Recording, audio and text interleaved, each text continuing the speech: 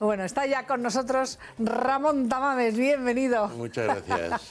Bueno, veníamos comentando, vamos a ver un vídeo que les hemos preparado donde resumimos la noticia de ese libro que va a publicar esta semana, no sé si es el jueves, Pilar Urbano, y que ha destapado la polémica. Vean lo que les ha preparado Susana Ollero, véanlo. La polémica está servida con la publicación del nuevo libro de Pilar Urbano. En él asegura que el rey fue el elefante blanco del golpe de Estado del 23F. Y es que cada vez que la escritora y periodista estrena obra, no deja indiferente a nadie. En la gran desmemoria, lo que Suárez olvidó y el rey prefiere no recordar, hace públicas sus conversaciones con Adolfo Suárez y el monarca.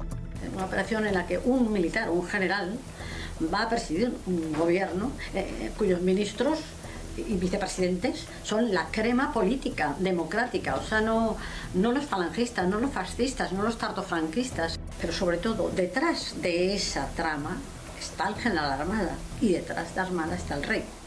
El libro abunda en una teoría una y mil veces apuntada desde que se produjera el golpe de Estado, que la operación contra Suárez estuvo dirigida por el rey y que son muchas las medallas que el monarca se ha colgado sin haber merecido. Hay medallas que se le han atribuido a Su Majestad el Rey.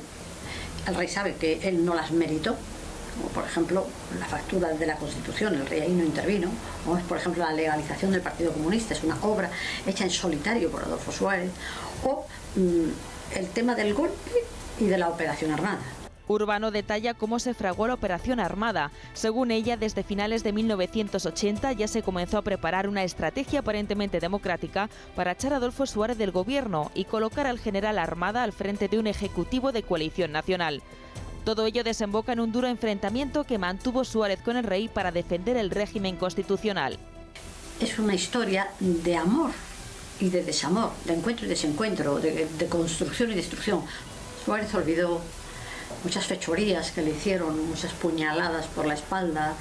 El gran punto negro que Suárez tiene que olvidar, una moción de censura para quitarlo del gobierno. Un relato harto polémico que intenta dejar al rey fuera del golpe, pero detrás de la Operación Armada, y que sale a la luz 24 horas antes del funeral de Estado de Adolfo Suárez, que se celebrará esta tarde a las 7 en la Catedral de la Almudena. Pues alguien que sabe de primera mano, precisamente era uno de los cabezas visibles líderes del Partido Comunista, es Ramón Tamames, estás con nosotros esta mañana. Quería yo preguntarte sobre esto que hemos conocido, este libro de Pilar Urbano, que ha sembrado evidentemente la polémica. Yo creo que sí, que Pilar la ha armado, ¿no? Pero la ha armado no por armada, sino por las cosas que dice, ¿no? Realmente Suárez tiene su mérito de haber prometido primero que no iba a legalizar el partido, se lo había dicho a los generales, y luego lo legalizó el Partido Comunista de España, PC.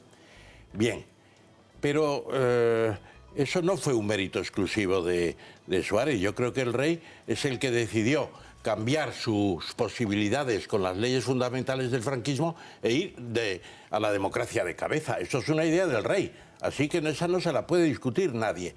Y luego yo querría citar una anécdota que estábamos comiendo un día y Matías Cortés, el abogado, pues estaba allí en el almuerzo, juntos estábamos hablando y había estado con el rey.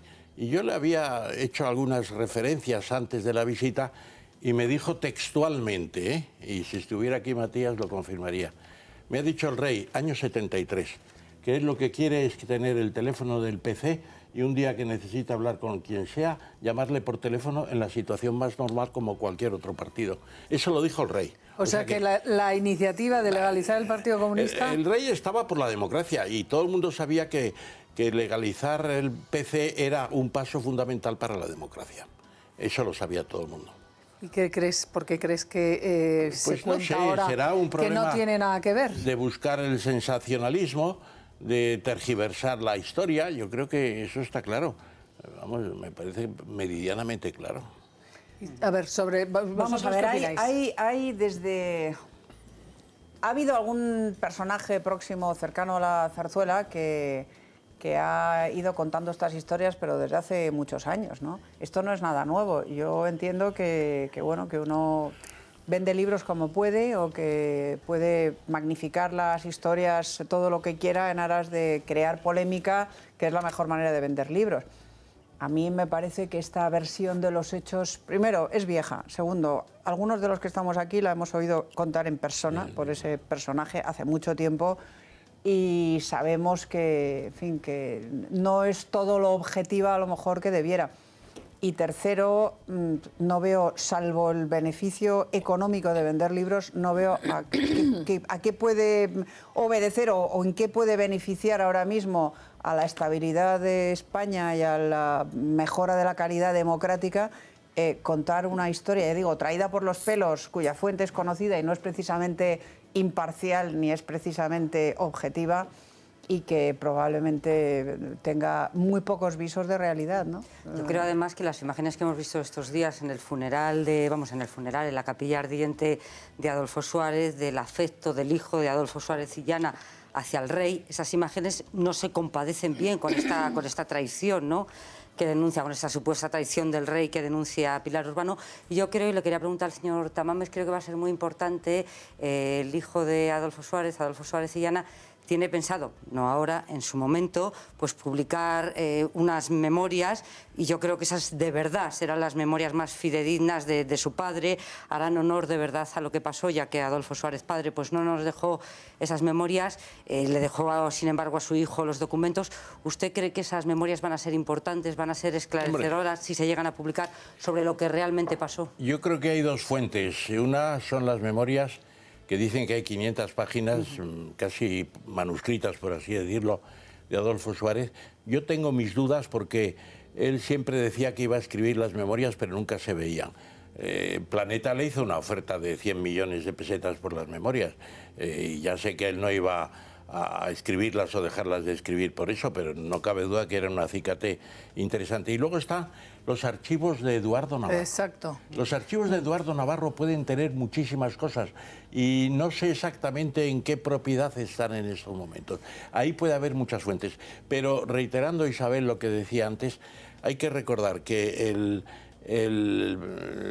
helicóptero blanco que sobrevoló el entierro de los mártires de Atocha, de los abogados asesinados en Atocha, abogados laboralistas, que organizó el PC con un buen servicio de orden, hubo cientos de miles de personas, sí, no quiero cifrarlo.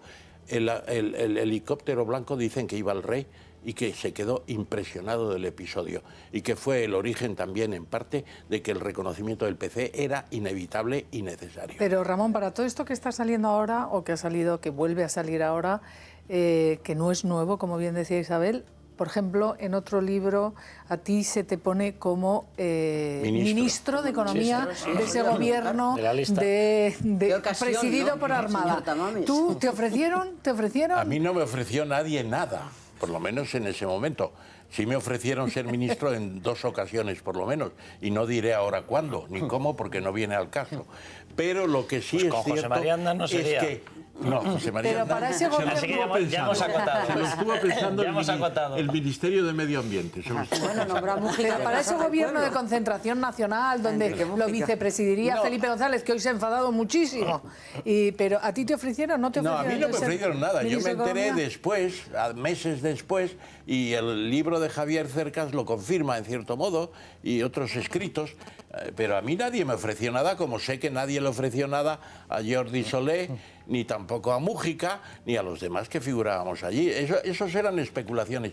A veces la gente, cuando tiene la fantasía de empezar a vislumbrar futuros dirigidos por ellos mismos, el elefante blanco, pues cogió un papel y empezó a decir, por su propio albedrío, los que íbamos a estar allí, pero a nadie se lo informó, que yo sepa. O sea que... A nadie se le informó. ¿Y el elefante blanco era Armada? ¿Qué va a ser Armada? El elefante, perdón, era Armada, naturalmente. El rey no era el rey. Es que había antepuesto otra persona.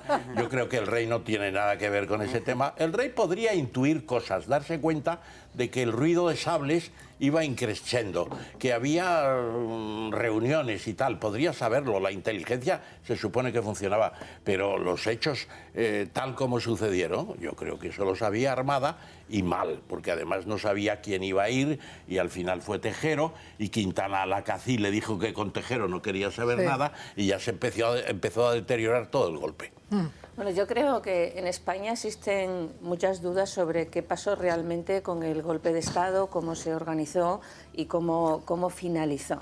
Esto evidentemente es una materia clasificada que no creo ni que cuando llegue a los 50 años desde el 81 podamos conocer, porque probablemente no existirán muchos documentos de aquel momento.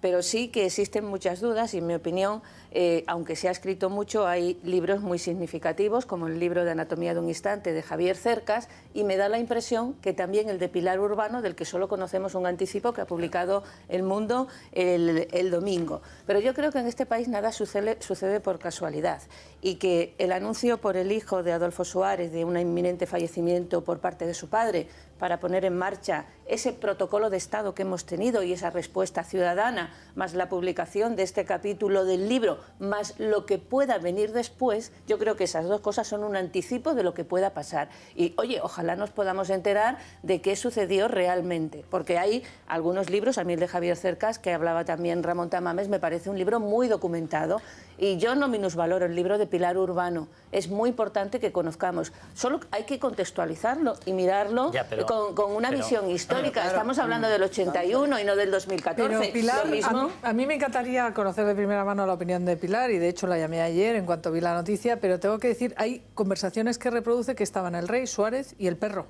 No había más. Quiero decir, eso o lo ha contado el rey o lo ha contado Suárez, el perro no habla. Lo mismo el perro era hermano, yo sí es la primera vez que tengo noticia, y he hablado con muchos políticos y en la etapa de la transición sobre el golpe, y había oído estas cosas hace mucho, y de hecho escribí también en el año 91 sobre esto. Pero tengo que decir una cosa, año 90 mejor dicho, Ramón, en esas conversaciones yo es la primera vez que tengo noticia de unas conversaciones como las que transmite Pilar, esos encuentros personales. Sí, pero vamos a ver. ¿Tú les das credibilidad? Yo es que creo que es negarle la inteligencia al rey. El rey tiene el precedente del 30 de septiembre de 1923, golpe del general Primo de Rivera, que sí sabía Alfonso XIII que se iba a producir.